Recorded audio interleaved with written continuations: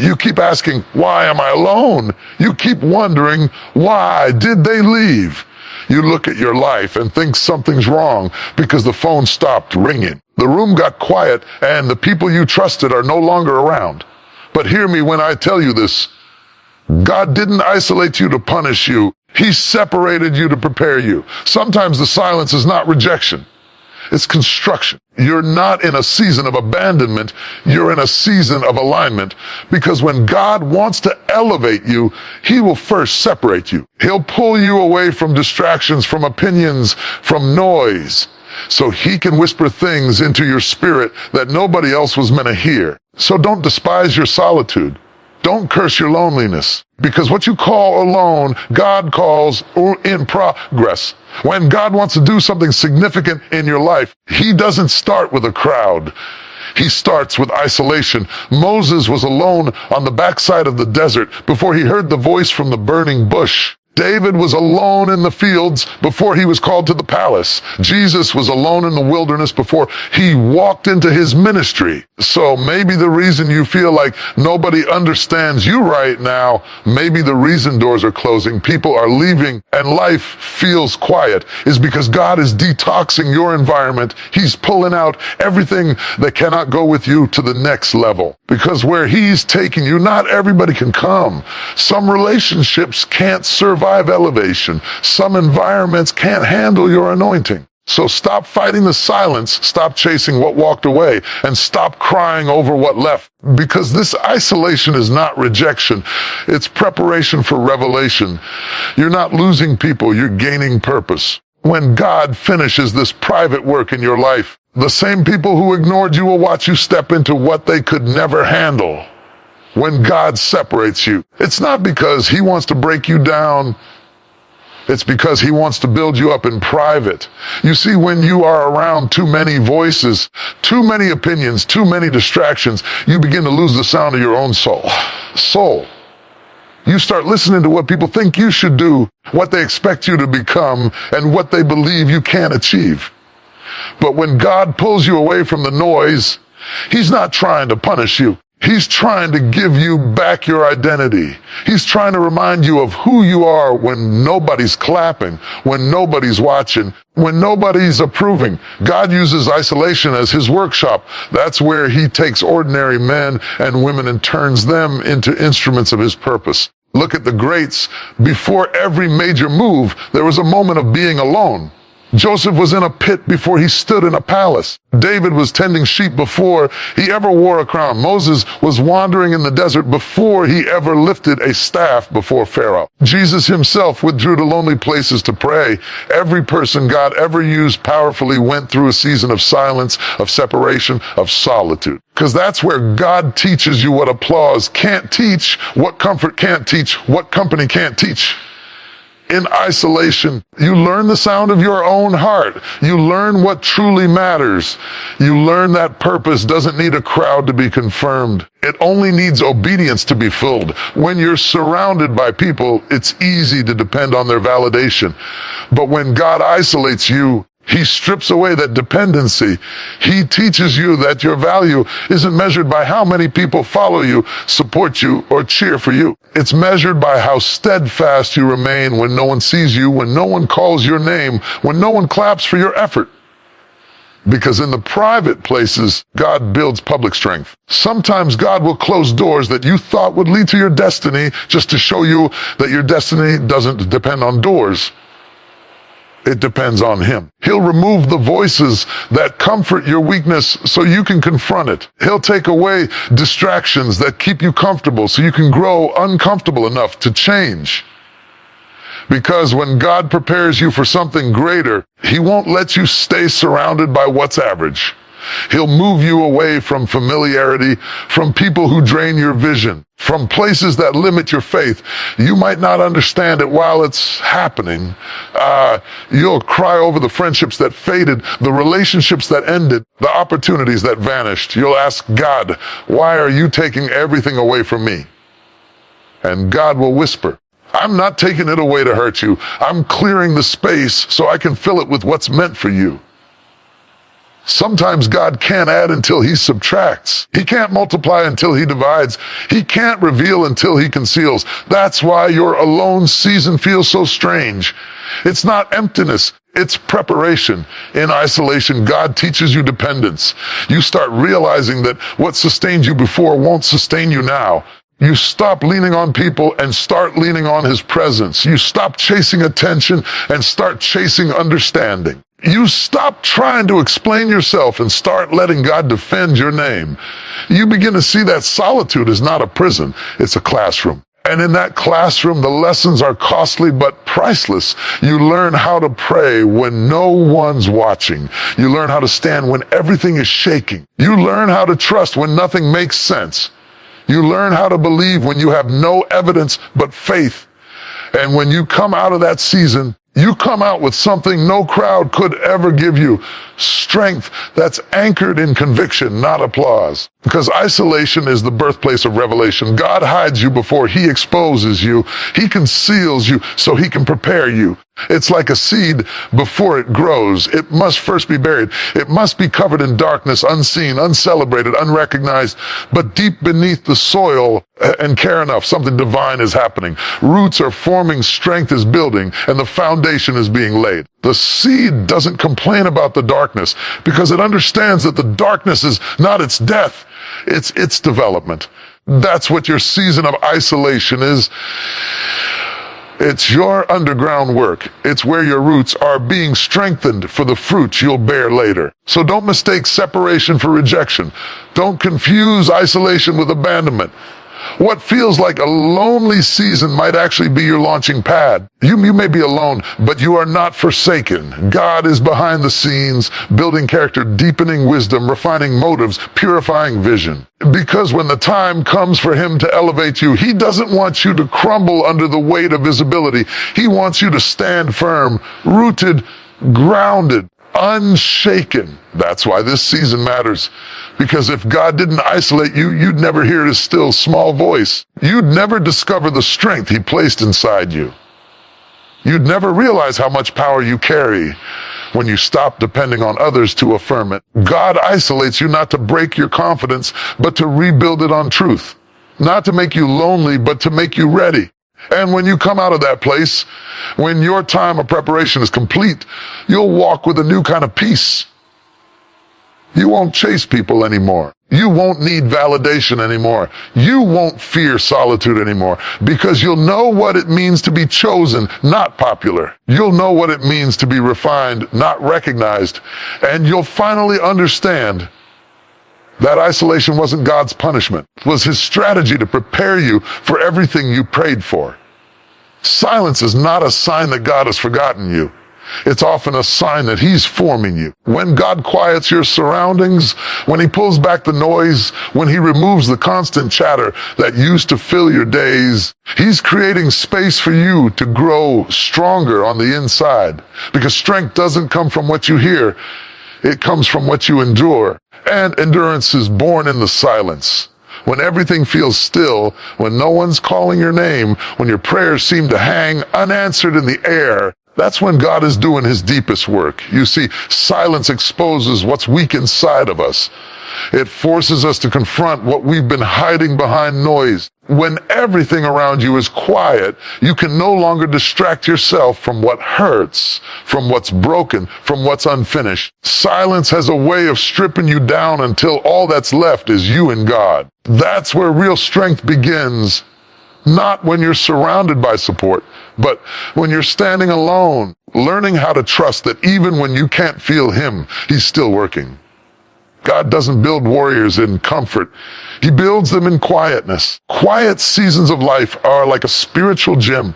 They're heavy, they're stretching, they're lonely, but they make you strong. Because in the silence, your faith stops being emotional and starts becoming foundational. You stop needing to feel good to believe. You stop needing signs to stay faithful. You stop depending on constant encouragement to keep moving. Silence trains your spirit to stand on truth even when your feelings are screaming otherwise. Some of the greatest growth you will ever experience will happen when you hear nothing from heaven. Because that silence doesn't mean God's absence. It means God's trust. When God goes silent, it's because he knows you already have what it takes to make it through. He's testing what he's already taught you. Just like a teacher stays quiet during an exam, God stays quiet during your test, not because he's gone, because he's watching to see if you'll apply what he's already shown you. The silence isn't punishment. It's proof that you're ready for the next level. But the problem is most of us panic in the quiet. We're so used to noise. People talking, notifications buzzing, constant movement, that when everything goes still, we start to feel uncomfortable. We think something's wrong. We start questioning God's love, doubting his plan, fearing the worst. Yet that's exactly what God is trying to heal. He's teaching you to find peace in stillness. He's teaching you to stop needing constant confirmation and to start trusting consistent character, his character. Because when you can trust God in the silence, you'll be unshakable in the storm. In the silence, your perspective shifts. You begin to realize that not every delay is denial, not every pause is punishment, and not every quiet moment is a sign of distance. Some silences are sacred. Some silences are invitations for reflection. Some silences are the wombs of new beginnings. Think about it. Seeds grow in silence. Babies develop in silence. Healing takes place in silence. Just because you can't hear movement doesn't mean there isn't progress. God often works best when no one sees or hears him. He's strengthening your roots before he shows your fruit. Silence also builds spiritual hearing. When life is loud, it's easy to mistake your emotions for God's voice. But in the stillness, the true voice of God becomes clearer. It's not thunderous, it's gentle. It's not dramatic, it's deliberate. And it's in that quiet space that he downloads instruction, correction, and direction. You can't receive that in chaos. That's why he quiets your world, not to ignore you, but to teach you how to discern him. When you learn to hear God in silence, no noise can confuse you again. The truth is, we don't value silence because it exposes our dependence on external strength. We like the comfort of having people to talk to, activities to distract us, plans to keep us busy. But in silence, there's no one left to impress, no one left to validate you, no one left to lean on. It's just you and God. That's where dependence turns into devotion. That's where performance turns into presence. That's where strength begins to mature. It's in the silence that your tears start to mean something. It's in the silence that your prayers become real, not rehearsed. It's in the silence that your heart starts to soften again. Because when the world gets quiet, heaven gets close. God begins to whisper things to you that you were too distracted to hear before. He starts revealing truths about who you are, what you're carrying, what he's preparing you for. That's why you can't rush the silent season. If you leave too early, you'll walk out half-built. If you quit too soon, you'll miss the strength he's trying to give you. So don't resent the silence. Embrace it. Let it refine you. Let it mature your faith. Let it teach you how to rest without quitting, how to wait without complaining, how to trust without evidence. Because the silence is not a void. It's a vessel. It's carrying you into the next version of yourself. The you that can stand without applause. The you that can believe without proof. The you that can praise even when you don't understand. And when God finally breaks that silence, when he speaks, when he moves, when he reveals what he's been doing all along, you'll look back and realize that the silence was not wasted time. It was sacred time. It was where your faith was fortified, your courage was cultivated, and your relationship with God was deepened. You'll come out of that season with a quiet kind of strength, the kind that doesn't need to shout to be sure, doesn't need to see to believe, doesn't need to be surrounded to feel secure. Because once you've found strength in the silence, you'll never fear stillness again. When God starts to disconnect you from certain people, places, and patterns, it's not because he's trying to leave you lost. It's because he's trying to lead you right. You see, there are times in life when you've been surrounded by so many opinions, so many distractions, so many influences that you can't even hear your own thoughts anymore, let alone God's voice. So what does he do? He begins to separate. He begins to create distance between you and the things that no longer serve your purpose. It may feel painful, it may feel confusing, but in truth, it's divine direction disguised as disconnection. When God disconnects you, it's not rejection, it's redirection. It's his way of clearing out the noise so he can give you clarity. Because sometimes you can't move forward until certain things fall away. You've been asking for guidance, you've been praying for clarity, and God answers not by speaking more, but by removing more. He starts subtracting what you thought you needed, and in that subtraction, he's actually simplifying your path. He's narrowing your focus. He's helping you see what really matters. Some of you are wondering why certain relationships are fading, why certain friendships are becoming distant, why certain environments that once felt right suddenly feel heavy. It's not because you've done something wrong. It's because God is trying to make room for something better. He's aligning your life with your calling. The disconnection you're feeling is not a punishment, it's a process. Because before God can direct you, he often has to disconnect you from where you are. When you're constantly surrounded by noise, you can't hear instruction. When you're constantly influenced by others, you can't discover your own identity. That's why God sometimes shuts down the very connections you thought were essential. He'll let certain people stop responding. He'll let certain opportunities fall through. He'll let certain doors close, not because he's cruel, but because he knows if he didn't, you'd stay comfortable. You'd stay stuck in something that looks familiar, but no longer fits your future. Disconnection feels like loss. It's actually liberation. It's freedom from the expectations that kept you bound. It's release from the approval you depended on. Separation from voices that kept you small. And in that space, God begins to speak to you in a new way. You start to sense things you couldn't sense before. You start to see purpose with new eyes. Because once God disconnects you from noise, he reconnects you to his direction. Think of Abraham. God told him, leave your country, your people, and your father's house. Go to the land I will show you. That command was more than relocation. It was revelation. God was teaching Abraham that sometimes you won't see where you're going until you leave where you've been. Disconnection precedes direction. As long as Abraham stayed in familiar territory, he couldn't receive fresh instruction. And that's true for you too. As long as you stay tied to what God is trying to separate you from, you'll keep missing the clarity he's trying to give you. So if you're in a season where you feel distant, where you feel cut off, where you feel like nothing is connecting anymore, don't panic. This is not chaos. This is choreography. God is rearranging the pieces of your life so that everything aligns with his design. He's not breaking your connections to leave you stranded. He's breaking them to lead you into alignment. Because not every connection is covenant. Some connections were meant for a season, not a lifetime. Some people were meant to walk with you part of the way, not all the way. And if you cling to what's seasonal, you'll miss what's eternal. Disconnection also protects you. There are people and environments that can't handle where God is taking you. He sees motives you don't see. He hears conversations you never heard. So when he pulls you away from certain circles, he's not being cruel. He's being careful. He's shielding you from sabotage, protecting your promise. That's why some doors close abruptly. That's why some relationships fade unexpectedly. Because God is saying, this can't go with you. This won't survive where I'm sending you. It's hard to accept it in the moment because we crave connection. We want to feel understood. We want to belong. But God's plan for your life is bigger than your comfort. And sometimes the only way to teach you how to follow his direction is to first remove the ones you've been following instead. You can't hear his guidance clearly if you're still chasing human validation. Disconnection breaks that dependency.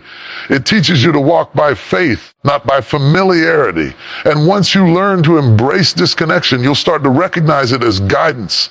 You'll stop asking, why did they leave? And start saying, thank you, God, for showing me what couldn't stay. You'll stop mourning over who walked away and start rejoicing over the clarity you've gained. Because every time God disconnects you from something, He's connecting you to something better, a deeper level of purpose, a stronger sense of direction, more focused version of you. When God starts pruning your life, you might lose branches, but you'll keep the root. You might lose company, but you'll keep calling. You might lose comfort, but you'll gain clarity. That's the trade off of transformation. You can't hold on to the old and still walk into the new. Disconnection is not meant to destroy you. It's meant to direct you. So if it feels like God is pulling you away from what's familiar, don't fight it. Flow with it. Trust that the same God who's disconnecting you knows exactly where He's taking you. The silence, the distance, the separation, they're not random. They're routes to something greater. You may not see it now. One day you'll look back and realize that every disconnection was divine direction in disguise. Every goodbye was guidance. Every closed door was a compass, because God never disconnects without a destination in mind. And when He leads, you'll never end up lost. Elevation always requires separation. You cannot rise while staying attached to what keeps you grounded. You cannot step into new dimensions while still trying to please the same people who only understood the old version of you. When God is ready to elevate you, He begins by shifting your surroundings. He separates you from comfort, from routine, from relationships that once felt right but no longer fit your destiny. It's not cruelty, it's construction. God cannot lift you higher until He first loosens your ties to what holds you down. Separation is not something we naturally welcome. It hurts. It feels like loss. You start wondering why the circle that once celebrated you now seems silent, why the people who used to walk with you have started drifting away, why what once fulfilled you now feels empty. But what you're really experiencing is the divine tension between where you've been and where you're going. The higher God takes you, the less you can carry with you. Just as a plane sheds unnecessary weight before takeoff, your life must shed unnecessary attachments before elevation. God's elevation always exposes weight. You can't soar when you're overloaded with emotional baggage, unhealthy attachments, or constant distractions. Sometimes He has to strip you of things you thought you needed, not to break you, but to make you lighter. He removes what's heavy so you can rise higher. You see, there are people who are perfect for your past, but poisonous for your progress. They love the version of you that was still growing, still dependent, still available to their comfort. But they can't handle the version of you that's focused, disciplined, and chosen.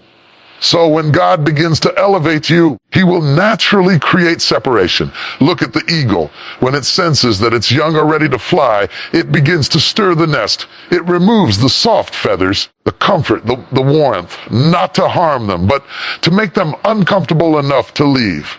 That's what God does when He's preparing you for elevation. He stirs your nest. He makes the places that used to feel safe suddenly feel tight. The conversations that once fed you now drain you. The environments that once inspired you now limit you. You begin to sense that you don't belong there anymore. That's not arrogance, that's awareness. That's heaven's signal that it's time to rise. But rising comes with a cost.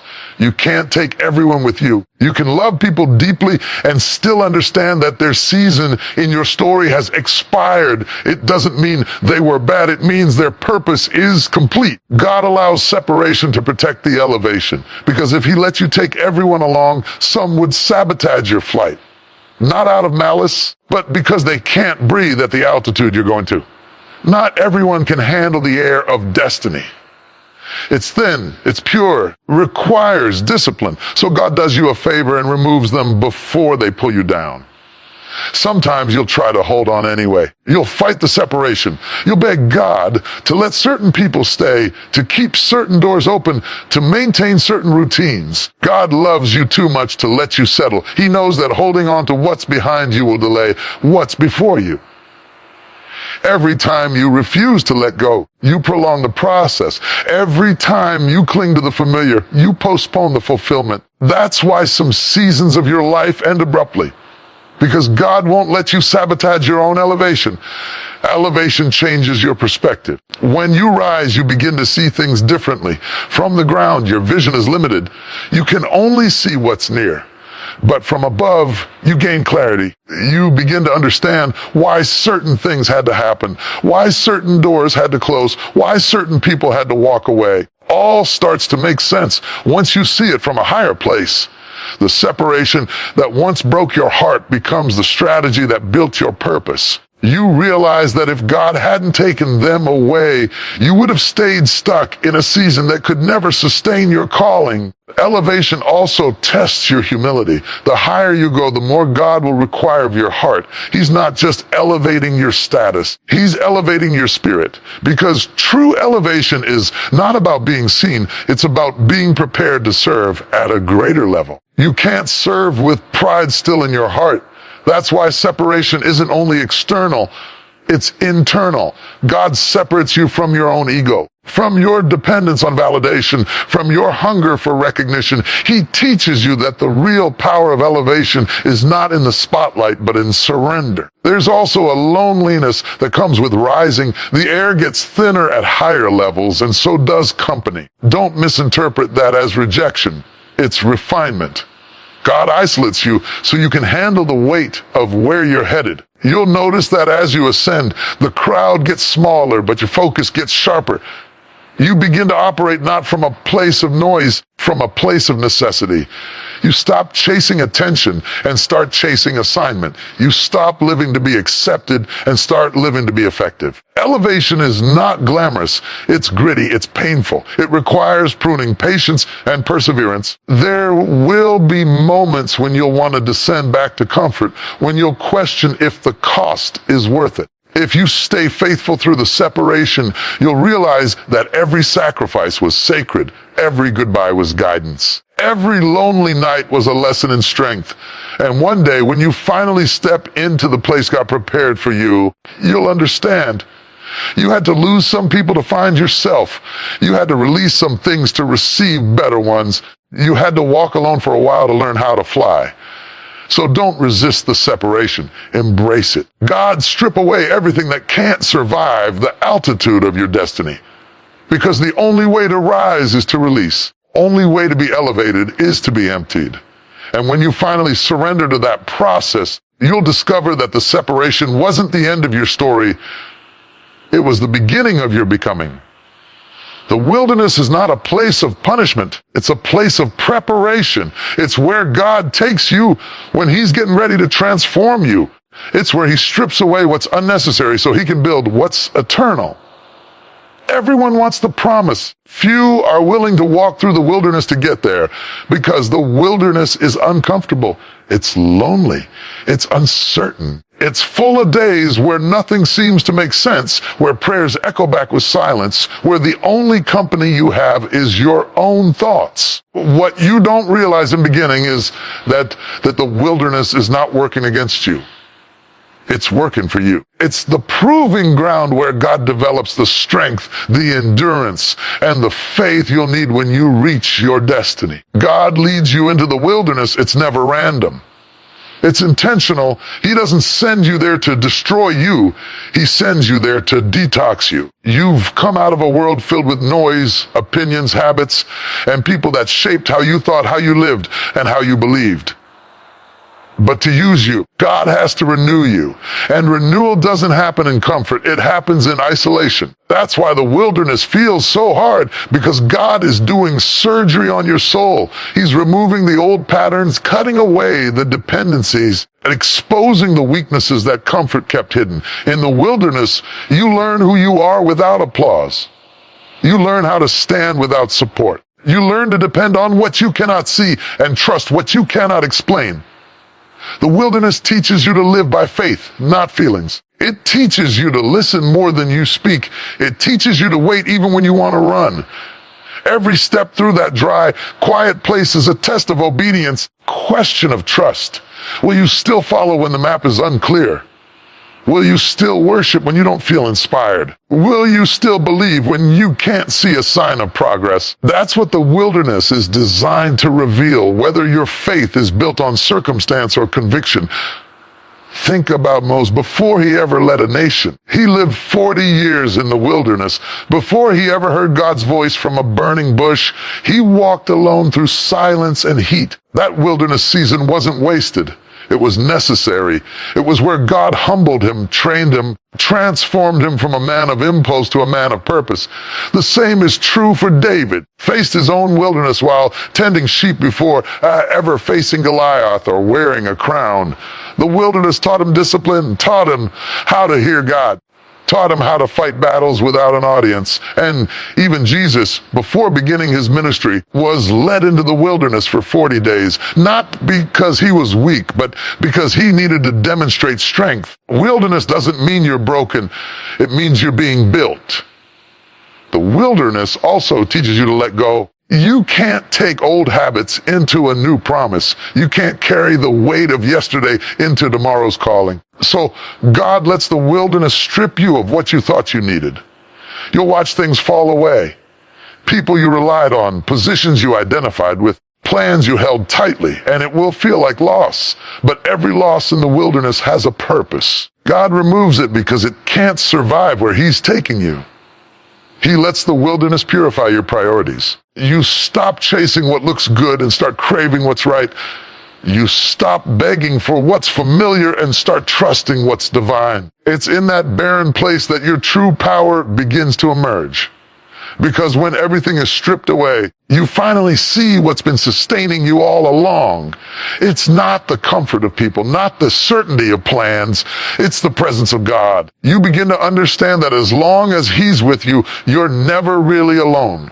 As long as His hand is guiding you, you're never truly lost. The wilderness teaches you that God's provision doesn't always look like abundance. Sometimes it looks like daily bread, just enough for the moment. But that's enough because it builds your trust.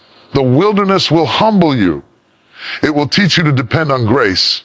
It will silence your pride, refine your motives, and force you to confront yourself. You'll see sides of you that you never wanted to face. Your fears, your doubts, your impatience. That's part of the process. God isn't trying to expose you to shame you. He's trying to expose you to heal you. The wilderness reveals what's real. It shows you what's unshakable inside you. It burns away the superficial so that only the sincere remains. At times, you'll feel like you've been forgotten. The days will feel endless. You'll wonder why others seem to be moving forward while you're standing still. But even when it feels like nothing is happening, something is. Growth is taking place beneath the surface. Roots are forming, characters being shaped. God is preparing you for doors you're not yet ready to walk through. If He took you out too soon, you wouldn't have the strength to stay where He's leading you. So He keeps you hidden in the wilderness until you're ready to be revealed. When the time comes and God finally leads you out, you won't just be the same person with more blessings. You'll be a transformed person with deeper wisdom. You'll carry lessons that only the wilderness could teach you.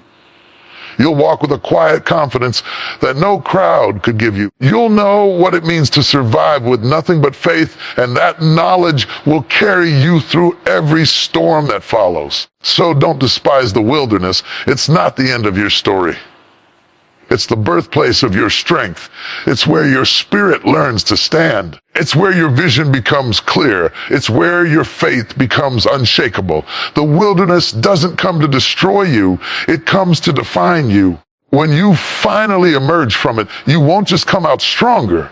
You'll come out wiser, purer, and ready for everything God prepared for you on the other side. Sometimes God will close every door around you, not because He wants to hurt you, because He wants to redirect you. There are moments in life when you'll feel trapped between what was and what's next, when everything you relied on suddenly stops working. The plans you made crumble, the opportunities you thought were certain disappear, people you trusted drift away. It's confusing. It feels unfair.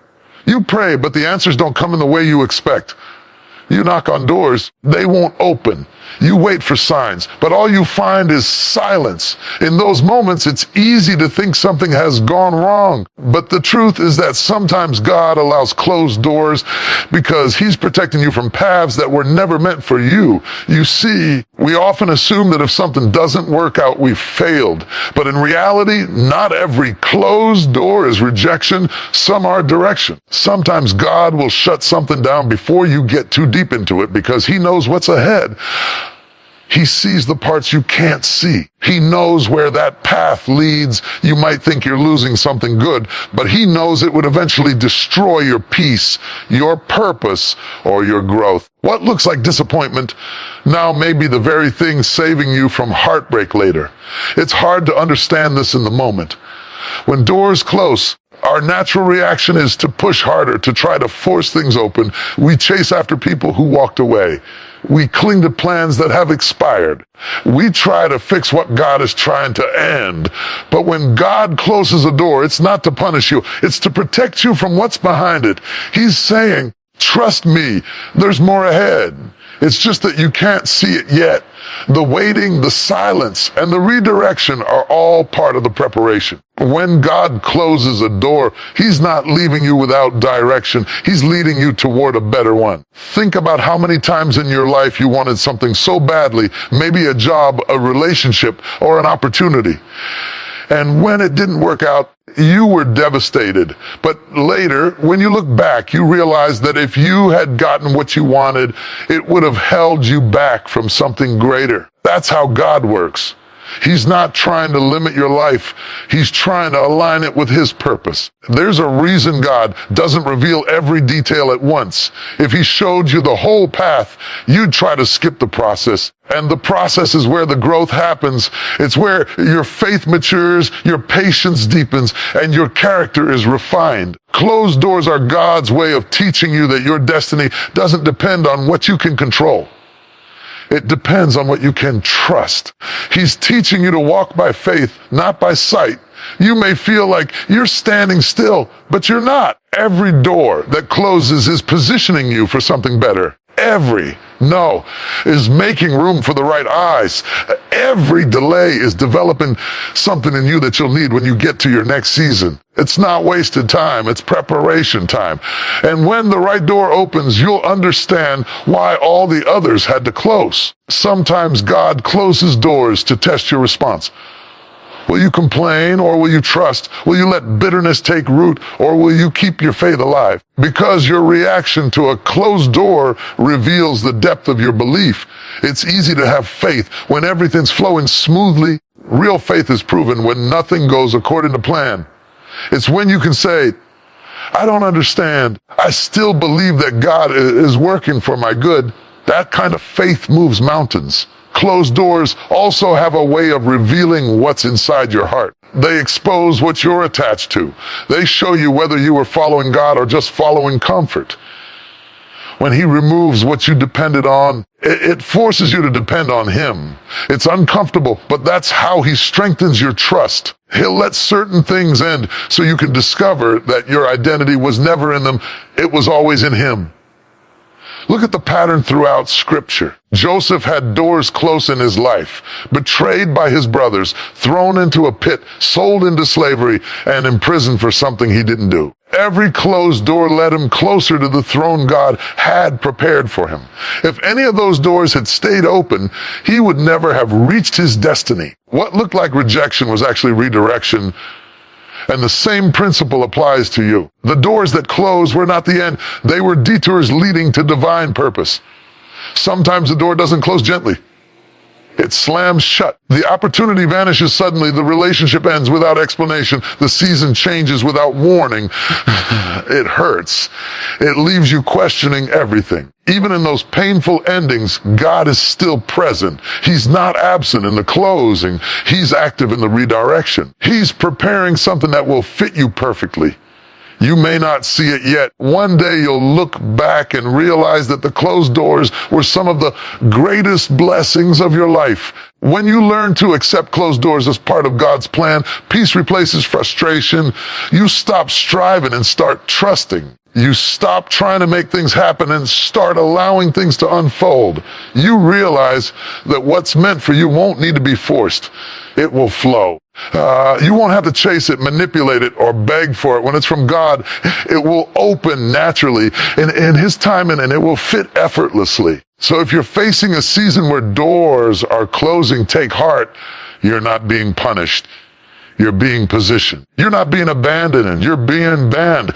You're being advanced. God is not taking things away to leave you empty. He's clearing space for what's greater. Every ending carries within it the seed of a new beginning. Every door that shuts is guiding you toward one that will open wider than you ever imagined. Trust the timing. Trust the silence. Trust the detour, because the same God who closes doors is the one who opens them at the perfect time. And when He does, you'll understand that every no was really leading you to a better yes. What's coming will make sense of everything that didn't. And when that new door opens, you'll walk through it not only with gratitude, but with the wisdom of someone who finally understands that God never closes a door unless He's about to open something greater. There are seasons in life when God will hide you and you won't even understand why. You'll feel unseen, unnoticed, and forgotten. You'll watch others being promoted while you're still waiting. You'll see others stepping into opportunities that you've prayed for, and it will make you wonder if God skipped over you.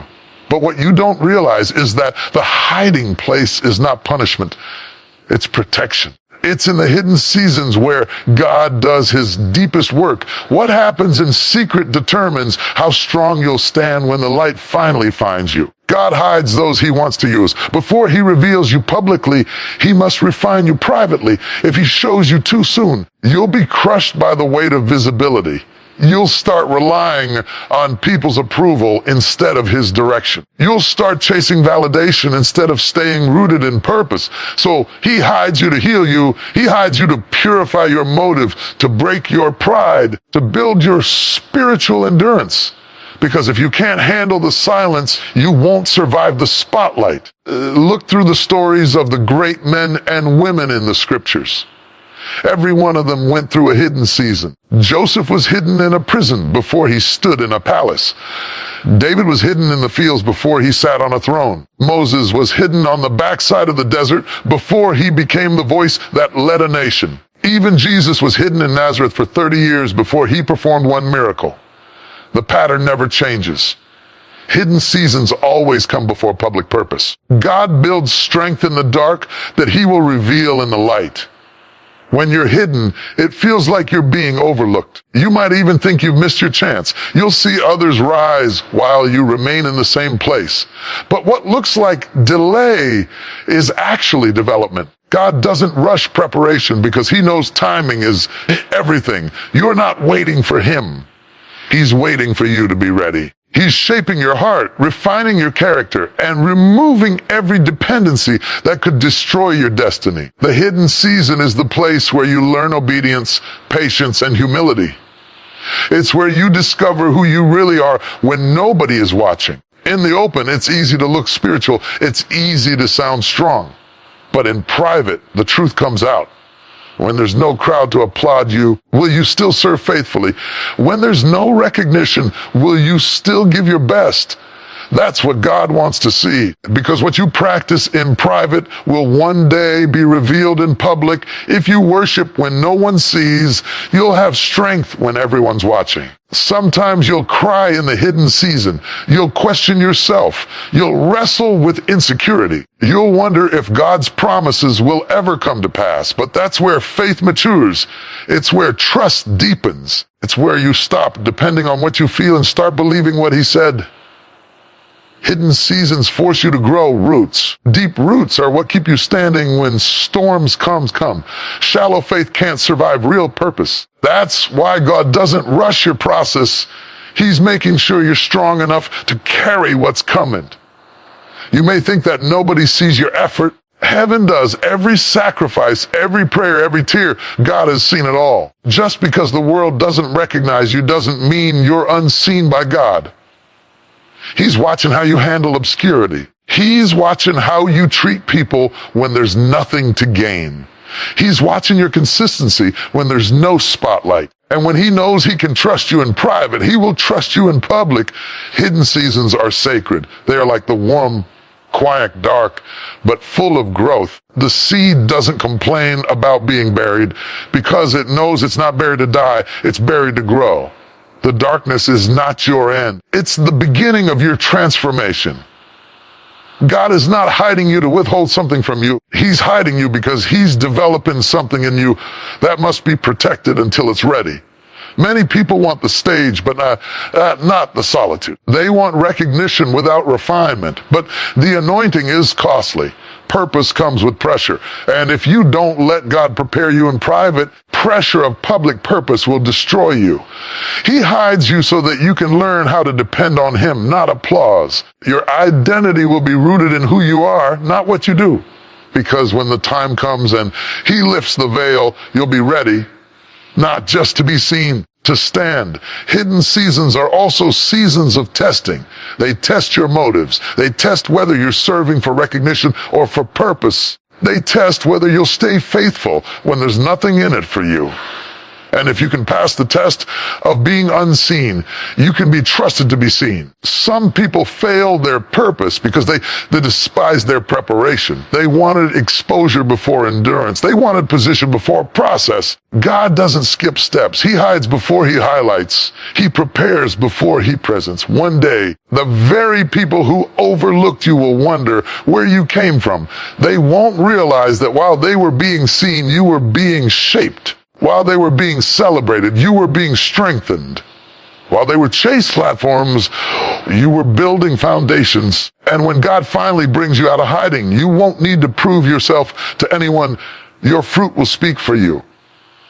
So if you're in a hidden season, don't despise it. Embrace it. This is where you're being molded for the mission. This is where your faith is being built to carry the weight of what's coming. You're not forgotten. You're not overlooked. You're being refined, reshaped, and readied for something greater. When the time is right, the same God who hid you will reveal you. And when he does, no one will be able to deny that his hand was on your life all along. Until then, keep working in the dark. Keep believing when it's quiet. Keep trusting when nothing seems to move, because your hidden season is not a waste of time. It's a divine investment. And when God brings you into the light, you'll realize that every moment of silence, every tear, and every test was shaping you for a purpose too great to imagine.